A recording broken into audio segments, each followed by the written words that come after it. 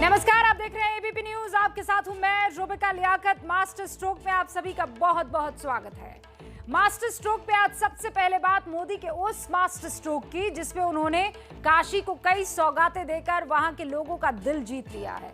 लेकिन मोदी का ये बनारस दौरा सिर्फ इसलिए याद नहीं रखा जाएगा। आज काशी से मोदी ने 2022 वाला मैसेज दिया है। मोदी ने आज ये साफ कर दिया कि 2022 का रण योगी की अगुवाई में ही लड़ा जाएगा।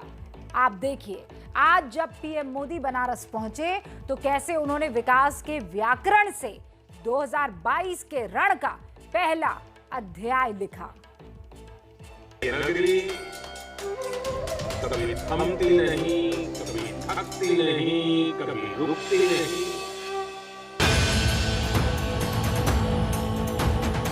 नारंगी और पखावज हो या शहनाई हो, मेरे बनारस के तो रोम रोम से गीत, संगीत और कला झरती। गंगा मैया की गोद में बसी बाबा विश्वनाथ की नगरी काशी में दशाश्वमेध घाट से करीब 4 किलोमीटर दूर सिंगरा इलाके में बनाए गए इस रुद्राक्ष सेंटर पर देश के प्रधानमंत्री नरेंद्र मोदी काशी के इतिहास का नया अध्याय लिख रहे थे।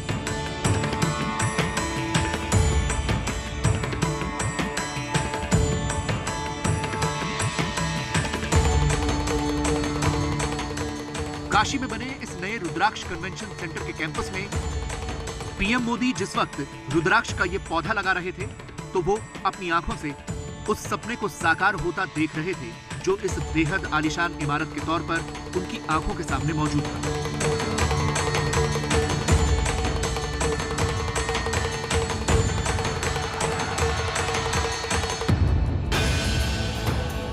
काशी का ये कायाकल्प और संकल्प पूरा होने का संतोष प्रधानमंत्री की आंखों में साफ झलक रहा था।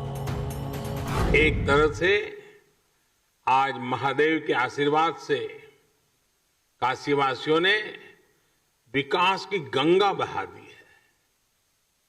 आज ही सैकड़ों करोड़ की अनेक योजनाओं का लोकार्पण और शिलान्यास हुआ और अब ये रुद्राक्ष कन्वेंशन सेंटर काशी का प्राचीन वैभव अपने आधुनिक स्वरूप यानी एक प्रकार से आधुनिक स्वरूप में अस्तित्व में आ रहा है।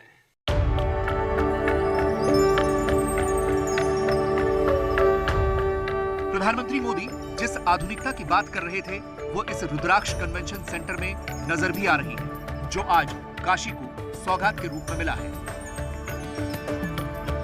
तमाम खूबियों और खासियत वाला ये कन्वेंशन सेंटर कैसा है जो जापान की मदद से बनाया गया है, वो देखिए। जापान के सहयोग से बनाया गया रुद्राक्ष कन्वेंशन सेंटर आज ऐसा सजाया गया मानो आप कहीं जापान में हैं। मैं उसी रुद्राक्ष सेंटर में मौजूद हूं और आप देखिए कि जापान में जिस तरह की छतरियां इस्तेमाल होती हैं वो छतरियां लगाई गई हैं और इस तरह से पूरी गैलरी को सजाया गया है। साथ ही अगर यहाँ का आप एम्बियंस देखेंगे तो आपको ऐसा फील होगा कि ये कहीं बाहर जिस तरह की तस्वीरें विदेशों में हम देखते हैं, जापान में ख़ास तौर पे उस तरह का कुछ नज़ारा है। और यहाँ जो तस्वीरें लगाई गई हैं वो बहुत ख़ास हैं। प्रधानमंत्री नरेंद्र मोदी और शिंजो आबे, ये 2015 की तस्वीर है जब शिंजो आबे पीएम के साथ वाराणसी आए थे और गंगा आरती का नज़ारा उन्होंने देखा था। इस कन्वेंशन सेंटर में लोगों के बैठने की क्षमता 1200 सीटों की है और ये जो सीट्स हैं ये वियतनाम से मंगाई गई हैं। अगर इस पूरे हॉल को आपको मैं दिखाऊं तो आप देखिए कि हॉल में दूर तक जहां तक आपकी नज़र जा रही है ये जो कुर्सियां लगी हैं ये 1200 की क्षमता वाला ये रुद्राक्ष कन्वेंशन हॉल है। और इसमें जो खासियत है वो ये कि इतना बड़ा हॉल वाराणसी में पहले था नहीं और साथ ही इसमें जो लाइटिंग की गई है वो बहुत अलग है। ऊपर आपको दिखाऊं कि आप देखिए कि बिल्कुल आधुनिक किस्म की लाइट्स लगी हैं और डॉल्बी डिजिटल साउंड है। काशी का मिजाज ही कुछ ऐसा है कि जो वहां जाता है वहीं का होकर रह जाता है। और फिर प्रधानमंत्री तो यहाँ के सांसद हैं, उनका रोम रोम काशी में बसता है। जब से वो देश के प्रधानमंत्री के साथ साथ वाराणसी के सांसद बने हैं, उनके हर काशी दौरे पर यहाँ के लिए लगाव साफ दिखता है। आपके बीच आने का सौभाग्य मिला। लेकिन बनारस का मिजाज ऐसा है कि अरसा भले ही लंबा हो जाए, लेकिन ये शहर जब मिलता है तो भरपूर रस एक साथ ही भर करके दे देता है। इसी तरह ये इंटरनेशनल कन्वेंशन सेंटर रुद्राक्ष भी पूरी दुनिया को आपसी प्रेम, कला और संस्कृति के जरिए जोड़ने का एक माध्यम बनेगा। भगवान विश्वनाथ ने तो खुद ही कहा है, सर्व क्षेत्रेषु भूपुष्ठे काशी क्षेत्रम चमे वपुः, अर्थात काशी का तो पूरा क्षेत्र ही मेरा स्वरूप है। काशी तो साक्षात शिव ही है। काशी से प्रधानमंत्री का यही लगाव है कि वो इसके हर हिस्से को निखारना चाहते हैं।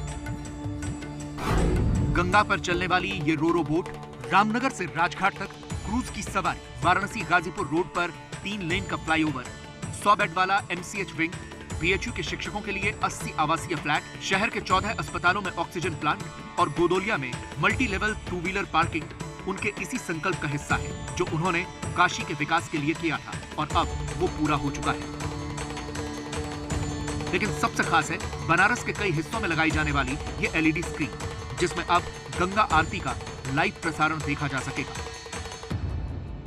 काशी के इतिहास, वास्तु, शिल्प, कला, ऐसी हर जानकारी को आकर्षक तरीके से प्रस्तुत करने वाली ये सुविधाएं श्रद्धालुओं के काफी काम आएगी।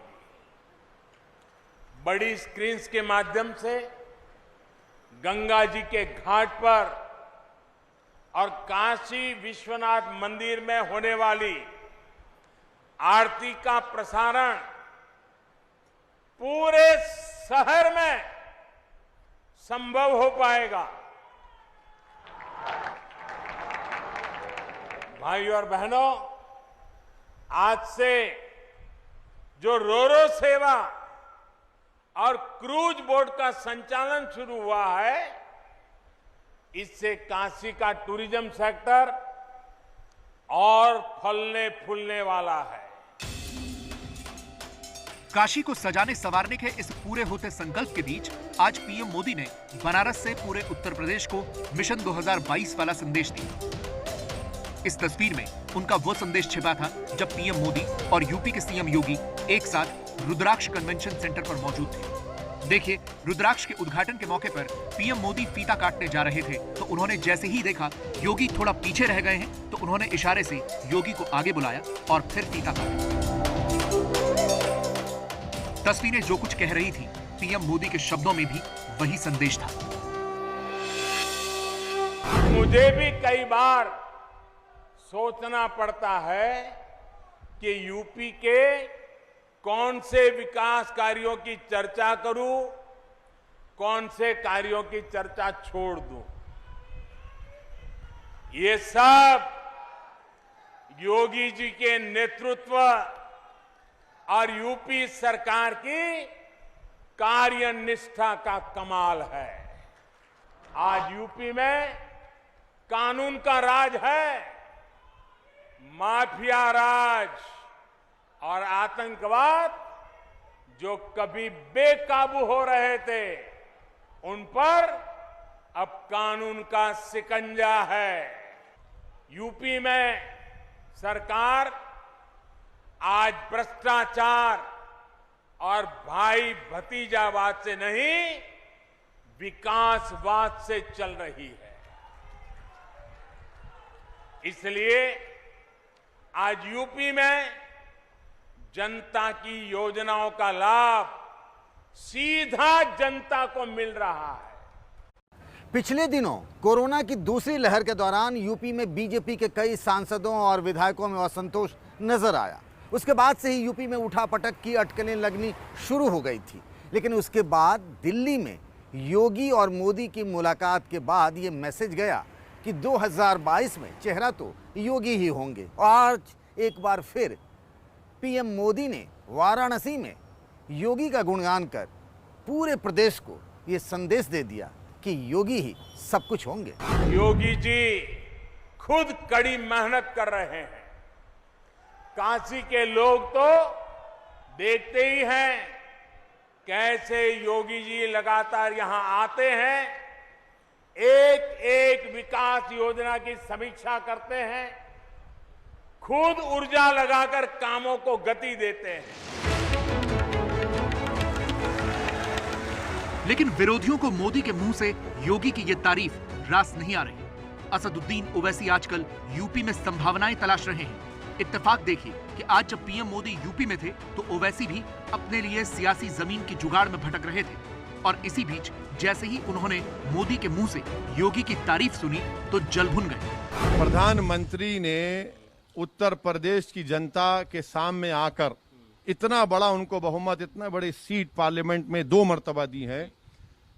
हम उत्तर प्रदेश की ये जनता, वो 3-4 लाख परिवार जिन्होंने अपने बाप को, अपनी माँ को, अपने भाई को, अपने परिवार में किसी एक शख्स को खोया है, जिनकी लाशें पानी पर बह रही थीं, जिनके पास जलाने के लिए लकड़ी नहीं थी, जिनके पास दफनाने के लिए जमीन नहीं थी, हम ये उम्मीद कर रहे थे कि देश के प्रधानमंत्री कम से कम इस बात का इकरार करेंगे, एक्सेप्ट करेंगे कि हाँ, मैं उत्तर प्रदेश की जनता को कहना चाह रहा हूं कि आपने जो हमसे उम्मीद लगाई थी हम उस पर पूरे नहीं उतरे। बजाय उसके आपने नमक फेंकने का काम किया उन परिवारों को। ओवैसी को योगी की तारीफ भले ही रास नहीं आ रही है, लेकिन यूपी में विकास के जो काम हो रहे हैं वो सामने है। उस कानून की बात कर लें जिसे लेकर अब तो देश की सुप्रीम कोर्ट ने भी नाराजगी जता दी है। आज सुप्रीम कोर्ट ने राजद्रोह की धारा 124A को लेकर सरकार से जवाब मांगा है और ये कहा है कि अंग्रेजों के जमाने के कानून अभी तक आप क्यों चला रहे हैं, क्यों चलते हैं ये कानून। अंग्रेज जिन कानूनों का इस्तेमाल क्रांतिकारियों और स्वतंत्रता सेनानियों की आवाज को दबाने के लिए करते थे, वो अभी तक भारत में आखिर चल क्यों रहे हैं। सुप्रीम कोर्ट ये सवाल इसलिए उठा रहा है क्योंकि सरकारें राजद्रोह की धारा का धड़ल्ले से दुरुपयोग कर रही है और इसे अपने विरोधियों से बदले के लिए इस्तेमाल करती है।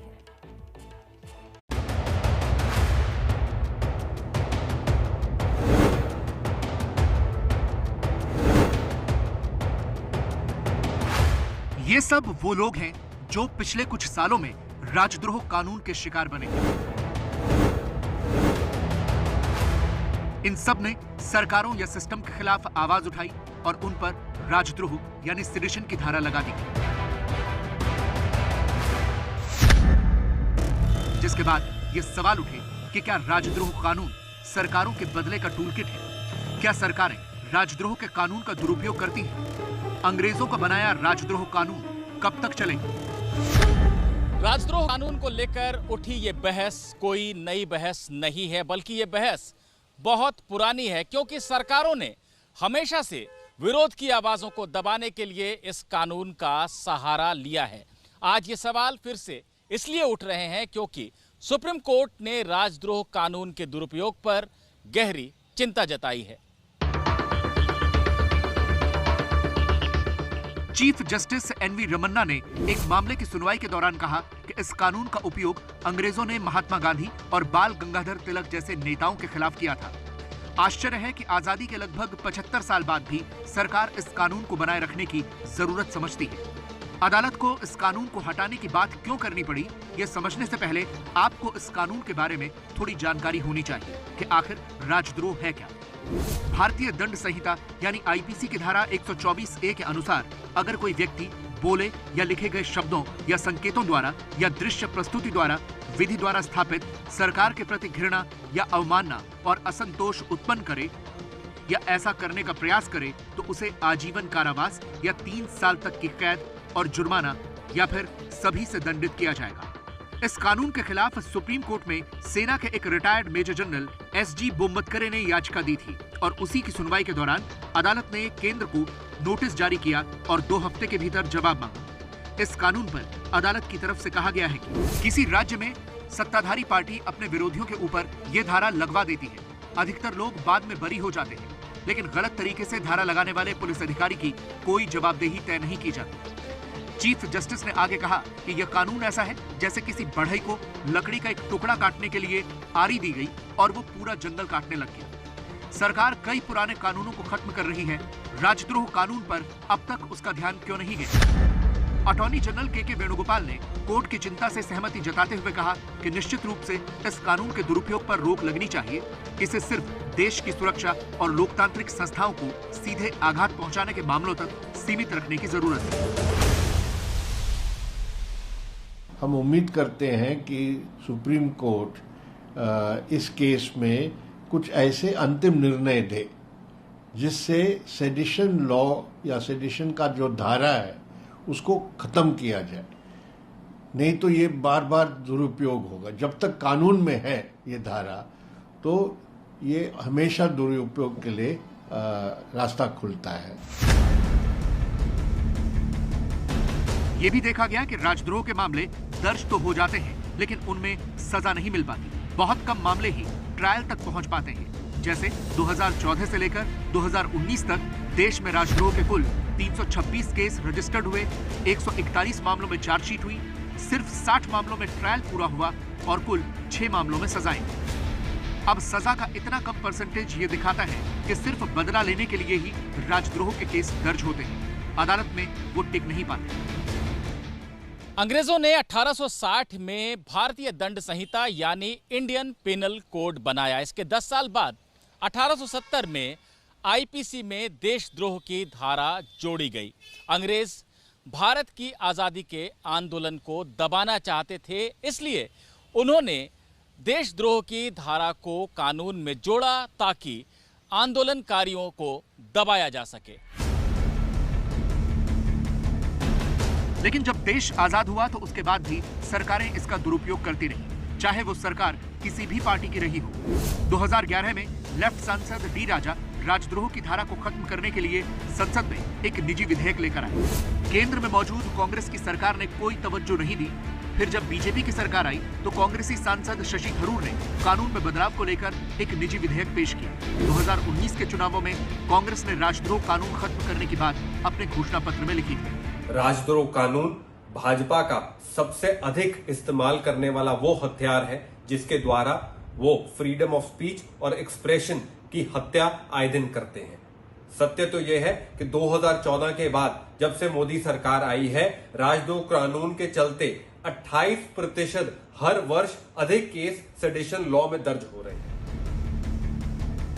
असल में सवाल यह भी उठता है कि जिस इंग्लैंड से यह कानून निकला वहां भी यह खत्म हो चुका है। मानवीय मूल्यों का सम्मान करने वाले दुनिया के कई देशों में यह कानून अब खत्म कर दिया गया है, तो फिर यह भारत में क्यों खत्म नहीं हो सकता? और यही वजह है कि सुप्रीम कोर्ट ने सवाल पूछा है सरकारों से कि बताइए इतना पुराना कानून अब तक क्यों रखा है। बात पुराने की तो पुराने से पुरानी पार्टी की भी, 136 साल पुरानी कांग्रेस पार्टी की, जो अपना अस्तित्व बचाने की लड़ाई इस वक्त लड़ रही है।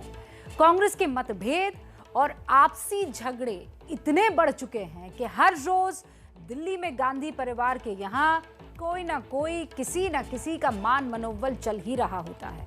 पंजाब में भी इस वक्त ऐसा ही झगड़ा चल रहा है, लेकिन सूत्र बता रहे हैं कि वो अब सुलझता हुआ दिख रहा है। गांधी परिवार पर यह आरोप लग रहा है कि अध्यक्ष की कुर्सी पर वो खुद ही काबिज होते हैं। अब ये पता चला है कि जल्द ही एक और नेता की कांग्रेस के कार्यकारी अध्यक्ष के रूप में नियुक्ति होने वाली है। इस रिपोर्ट को देखिए।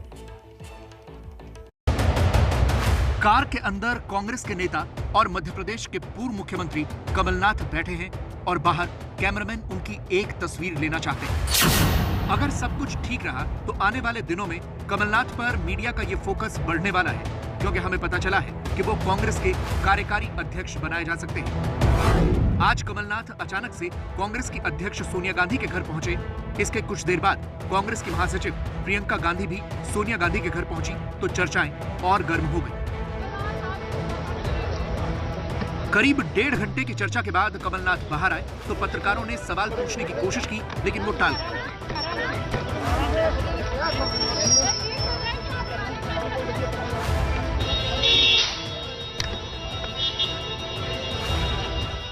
कमलनाथ भले ही कह रहे हैं कि उनके पास कहने के लिए कुछ नहीं है, लेकिन सूत्रों से जो जानकारी मिल रही है उसके मुताबिक उनके पास कहने के लिए भी बहुत कुछ है और करने के लिए भी, क्योंकि बहुत जल्द उन्हें कांग्रेस में कार्यकारी अध्यक्ष बनाया जा सकता है। सूत्रों के मुताबिक कांग्रेस के पूर्णकालिक अध्यक्ष के चुनाव पर फैसला लेने के लिए कांग्रेस कार्य समिति की बैठक संसद के सत्र के बाद बुलाई जा सकती है, लेकिन उससे पहले ही कमलनाथ को ये अहम जिम्मेदारी दी जा सकती है। सूत्रों के मुताबिक गांधी परिवार की तरफ से कमलनाथ को कार्यकारी अध्यक्ष बनने का प्रस्ताव दिया गया है, लेकिन अभी कमलनाथ के जवाब का इंतजार किया जा रहा है, क्योंकि कमलनाथ मध्य प्रदेश का चुनाव अपने नेतृत्व में ही लड़ना चाहते हैं। लेकिन इस बीच सूत्र ये भी बता रहे हैं कि कमलनाथ ने मध्य प्रदेश के अपने करीबियों से ये कहा है कि केंद्र में उन्हें बड़ी जिम्मेदारी दी जा सकती है। हमारे साथ मध्य प्रदेश कांग्रेस के वरिष्ठ पदाधिकारी विधायक और पूर्व मंत्री पीसी शर्मा जी। शर्मा जी, क्या लग रहा है, एक बड़ा बदलाव है और कमलनाथ जी को नई जिम्मेदारी मिलने की कोई खबर है आप लोगों को?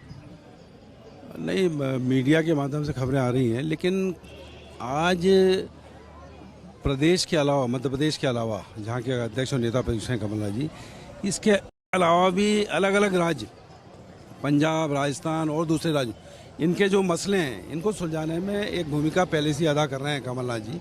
तो मैं समझता हूँ कि ऐसे कोई मामले होंगे या कोई ना कोई ऐसी बात होगी जिसके लिए ये अहम मीटिंग हो रही है। मैं समझता हूँ इसके अच्छे रिजल्ट आएंगे। आपको लगता है कमलनाथ जी एक बड़े कद के नेता, उनको बड़ी जिम्मेदारी मिलनी चाहिए? मध्य प्रदेश उनके लिहाज से बड़ा छोटा हो जाता है? नहीं, कमलनाथ जी का एक प्रण है कि 2023 में यहाँ कांग्रेस की सरकार बनाएंगे, तो उनके उस प्रण के साथ मैं समझता हूँ जो भी भूमिका उनको दी जाएगी वो निश्चित तौर पर अदा करेंगे। कांग्रेस कार्यकर्ता चाहते हैं कि वो अगला चुनाव उन्हीं की लीडरशिप में लड़ा जाए? निश्चित तौर पर मध्य प्रदेश का विधानसभा का चुनाव उनकी लीडरशिप में होना चाहिए, ये एक हमारी भी है और आम राय है। कांग्रेस ने आज ही अपना एक झगड़ा भी सुलझाया है। ये पंजाब का झगड़ा था, जहां मुख्यमंत्री कैप्टन अमरिंदर सिंह और नवजोत सिंह सिद्धू में ठनी हुई है, लेकिन अब सूत्र बता रहे हैं कि इसे सुलझाने का फॉर्मूला मिल गया है। नवजोत सिंह सिद्धू को पंजाब कांग्रेस का अध्यक्ष बनाया जा सकता है। सूत्र बता रहे हैं कि इस विकल्प पर कांग्रेस नेतृत्व मन बना रहा है। एक हिंदू और एक दलित समुदाय से भी कार्यकारी अध्यक्ष बनाया जा सकता है। हालांकि सूत्रों के मुताबिक इस संभावना से मुख्यमंत्री कैप्टन अमरिंदर सिंह नाराज है। कैप्टन नहीं चाहते कि पार्टी की कमान पंजाब में सिद्धू को दी जाए। राजनीति में कई बातें भाव भंगिमाओं का इजहार भर होती हैं।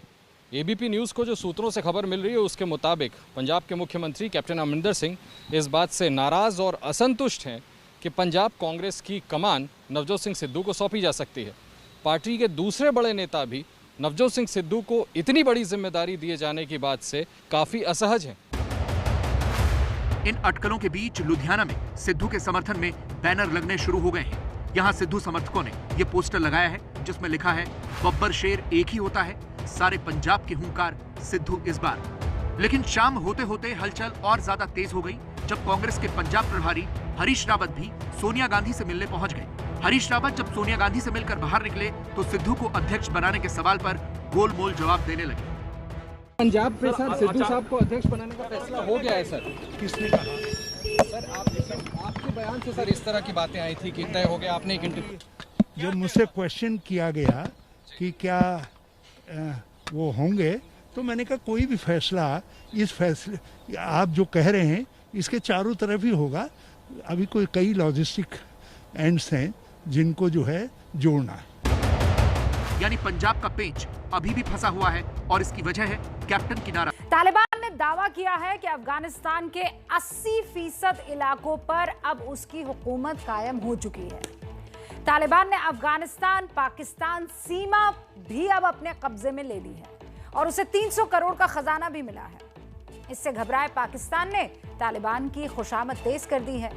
प्रधानमंत्री इमरान खान और उनकी कैबिनेट तालिबान के कसीदे पढ़ रही है, लेकिन तालिबान ने पाकिस्तान के झांसे में आने से इनकार किया और साफ संदेश दिया कि अभी बहुत से बदले बाकी है। तालिबान न सिर्फ अपनी जमीन और ताकत बढ़ा रहा है, बल्कि अब वो अपने पूरे के पूरे रंग में, यानी उस पुराने रंग में लौटने की कोशिश कर रहा है। अफगानिस्तान के कई इलाकों में तालिबान ने शरिया कानून लागू कर दिया है, फरमान उसका जारी हो गया है। अफगानिस्तान के एक बड़े हिस्से पर कब्जे के बाद अब तालिबान ने अपना असली रंग भी दिखाना शुरू कर दिया है। 200 से ज्यादा शहरों पर कब्जे के बाद तालिबान अपने फरमान भी जारी करने लगा है। तालिबान के ताजा फरमानों को सुनकर यही लगता है कि अफगानिस्तान एक बार फिर 90 के दशक में लौट रहा है। तालिबान ने उत्तरी अफगानिस्तान में शरिया कानून लागू करने का ऐलान किया है। सबसे पहले उत्तरी अफगानिस्तान के कलाफगंज जिले में तालिबानी कानून लागू करने की घोषणा हुई है।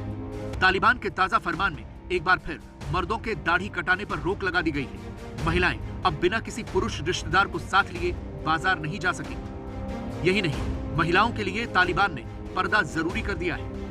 इसके अलावा सिगरेट और बीड़ी पीने पर भी प्रतिबंध लगाया गया है। इस फरमान के साथ ये भी चेतावनी दी गई है कि अगर किसी ने कानून तोड़ा तो अंजाम बुरा होगा। अफगानिस्तान के कलाफगन इलाके में कब्जा करने के बाद तालिबान ने एक स्थानीय इमाम को जज बना दिया। इस जज ने अपनी ही पहली चिट्ठी के जरिए जारी आदेश में नई पाबंदियां लागू कर दी।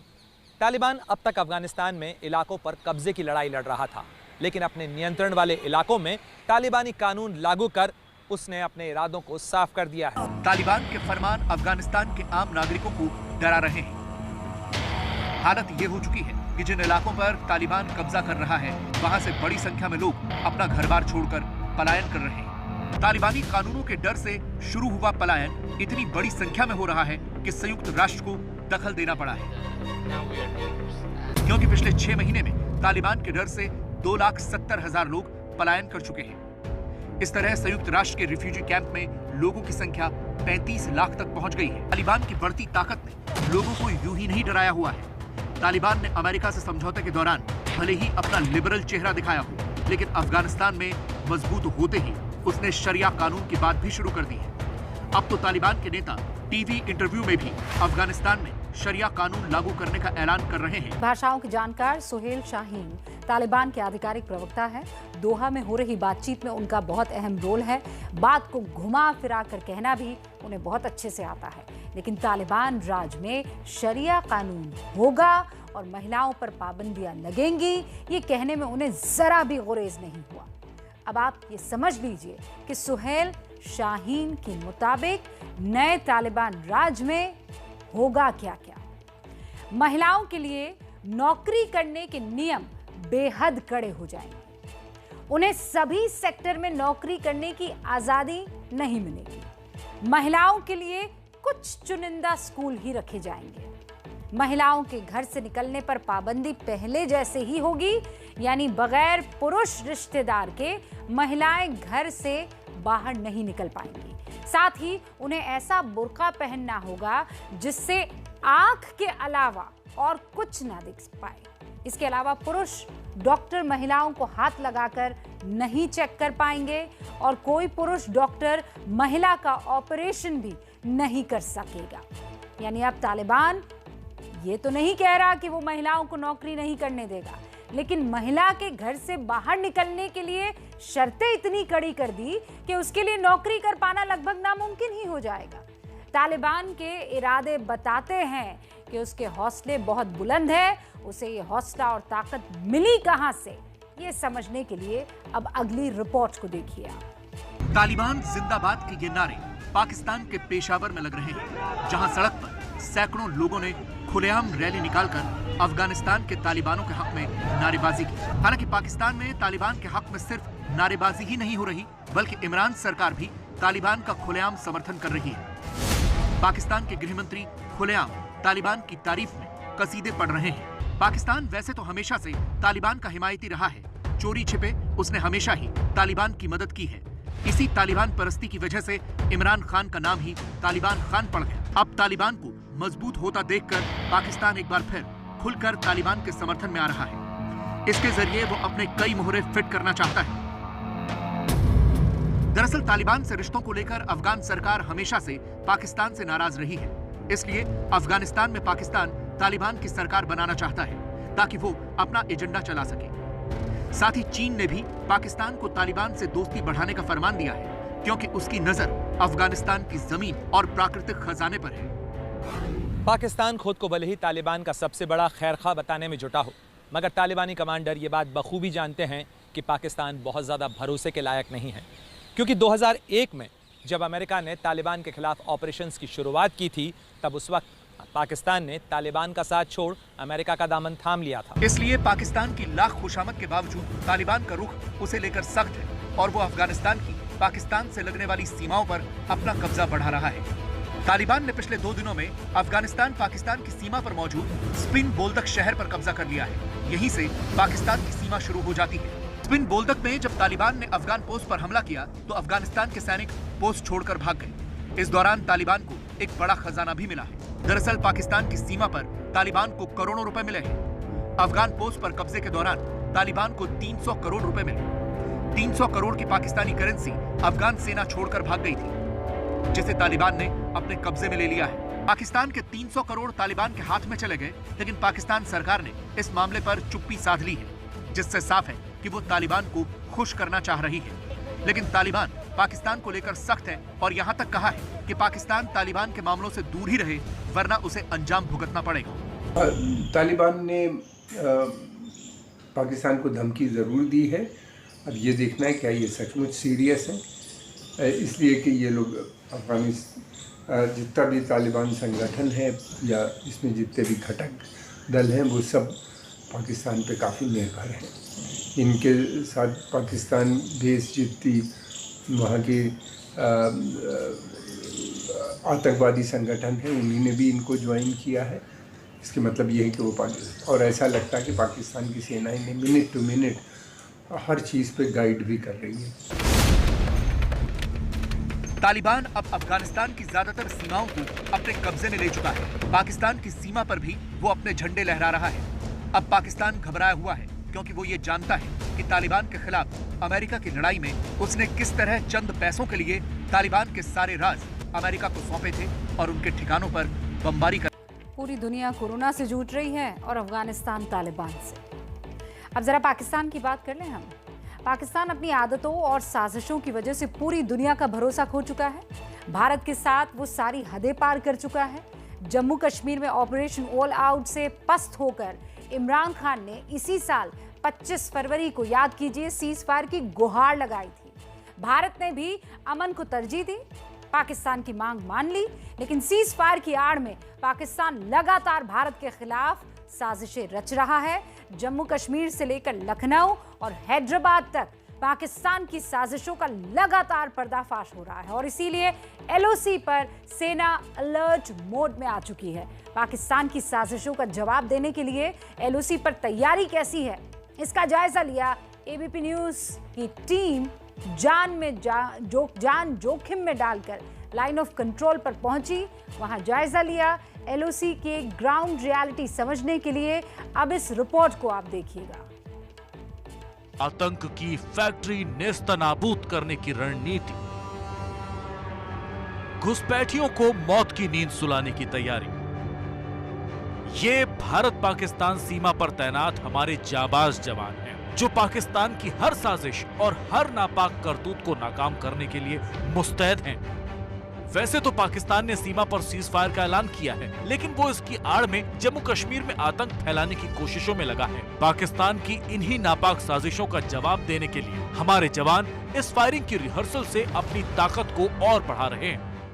खास बात इन जवानों की दो है। एक, इन जवानों के हाथ में जो आप 600 राइफल देख रहे हैं, ये 7.62 mm असॉल्ट राइफल है, जो भारतीय सेना के पास मौजूदा हथियारों में सबसे नई राइफल है। और इसके साथ ही इनके हेलमेट पर नाइट विजन डिवाइस भी लगा है, ताकि रात के अंधेरे में अगर पाकिस्तान किसी तरह की साजिश को अंजाम देता है तो उस पर भी ये सैनिक पैनी नजर बनाए हुए हैं। अब सर्दियों का मौसम आएगा। पाकिस्तान सर्दियां आने से पहले भारत में आतंकी घुसपैठ कराने के लिए पूरी ताकत लगाता है। इसलिए एलओसी पर हमारे जवान बुलंद हौसलों के साथ मुस्तैद हैं। साथ ही सीमा पर आतंकियों की घुसपैठ रोकने के लिए जरूरी हथियार और उपकरण भी लगाए जा चुके हैं। न केवल यहाँ पर सेना 24 घंटे एलओसी पर गश्त कर रही है, बल्कि यहाँ पर थर्मल इमेजर भी लगाए गए हैं। यहाँ पर जो बंकर है, उन बंकर्स में थर्मल इमेजर लगाए गए हैं ताकि पाकिस्तान की तरफ से हो रही हर गतिविधि को ट्रैक किया जाए और उसके साथ ही जिस तरह से ड्रोन का खतरा बना हुआ है उस पर भी नजर रखी जाए। दरअसल भारत पाकिस्तान के बीच सीज फायर होने के बाद सीमा पर फायरिंग जरूर बंद है, लेकिन पाकिस्तान भारतीय सीमा के बेहद करीब साजिशों का जाल बुन रहा है। एबीपी न्यूज की टीम अपनी जान जोखिम में डालकर पाकिस्तान की इन्हीं साजिशों की ग्राउंड रियलिटी दिखाने के लिए एलओसी पर पहुंची, जहां हमारे कैमरे में आतंक के वो अड्डे कैद हुए जिसे पाकिस्तान सेना घुसपैठ के लिए इस्तेमाल करती है। यहीं आतंकियों को जमा किया जाता है और मौका मिलते ही उन्हें भारतीय सीमा में दाखिल कराने की कोशिश होती है। एबीपी न्यूज़ का कैमरा इस समय बिल्कुल जीरो लाइन पर है और आपके कैमरे पर ठीक जो इलाका दिख रहा है ये पाकिस्तान अधिकृत कश्मीर का निकियाल इलाका है, जहां की प्रसिद्ध दरगाह मोहरा शरीफ आप अपने टीवी स्क्रीन पर देख रहे हैं। मोहरा शरीफ का ये इलाका है और यहाँ पर एक बड़ा आतंकी लॉन्च पैड है और यहीं से लगातार पाकिस्तान जो है वो आतंकी भारत में भेजता है। आतंक के ये लॉन्च पैड पहली बार टीवी कैमरों में कैद हुए और इससे पाकिस्तान सेना और आतंकवाद के रिश्ते भी बेनकाब होते हैं। इन लॉन्च पैड्स के पीछे ही पाकिस्तान सेना अपनी पोस्ट बनाती है, जो कवर फायर देकर आतंकियों को भारतीय सीमा में दाखिल कराने की कोशिश करती है। ये चोटियां दरअसल पाकिस्तान का वो इलाका है जहां से पाकिस्तान लगातार भारतीय सीमा में फायरिंग करता है। फायरिंग इसलिए ताकि निकियाल इलाके के मोहरा शरीफ से जो आतंकी इस तरफ भेजे जाएं उन्हें कवर फायर दिया जाए। पाकिस्तान की नापाक साजिशों का जवाब देने के लिए एलओसी पर हमारी सेना पूरी तरह से तैयार है, क्योंकि पिछले कुछ दिनों से पाकिस्तान ने भारत के खिलाफ आतंक की साजिशें बेहद तेज कर दी हैं। दिल्ली पुलिस ने एक ऑपरेशन के तहत 2 ऐसे लोगों को गिरफ्तार किया जो पाकिस्तान के लिए भारतीय सेना की जासूसी कर रहे थे। ये जासूस पोखरण और दिल्ली से गिरफ्तार हुए। इसके अलावा लखनऊ में बड़ी आतंकी साजिश का पर्दाफाश हुआ है। दरभंगा ट्रेन ब्लास्ट के तार भी पाकिस्तान से जुड़े और घाटी में पिछले कुछ दिनों में आतंकी वारदातों में अचानक तेजी आई है। पाकिस्तान की नापाक हरकतों में आई तेजी को देखते हुए सीडीएस बिपिन रावत भी जम्मू कश्मीर में एलओसी पर पहुंचे और जवानों से मुलाकात कर उनका हौसला बढ़ाया। एलओसी पर भी हमारे जवान दिन रात पाकिस्तान की एक एक हरकत पर नजर बनाए हुए हैं। पिछले कुछ दिनों से हमने देखा था कि पाकिस्तान यहाँ पर हथियारबंद घुसपैठियों को भेज रहा है ताकि यहाँ पर सुरक्षा बलों को निशाना बनाया जाए, लेकिन यहाँ सलाम करना होगा सुरक्षा बलों के जज्बे को कि यहाँ पर विपरीत परिस्थितियों में भी किस तरह यहाँ सुरक्षा बलों के जवान 24 घंटे मुस्तैद रहते हैं ताकि पाकिस्तान की हर नापाक साजिश को अंजाम नहीं होने दिया जाए। कैमरामैन पवन चौधरी के साथ अजय बाशलू, फॉरवर्ड पोस्ट, पुंछ। पाकिस्तान जिंदाबाद के नारे लगाए गए हैं। यहाँ तहसील सदर पर समाजवादी पार्टी धरना प्रदर्शन कर रही थी, उसी दौरान यहाँ पाकिस्तान जिंदाबाद के नारे लगने शुरू हो गए।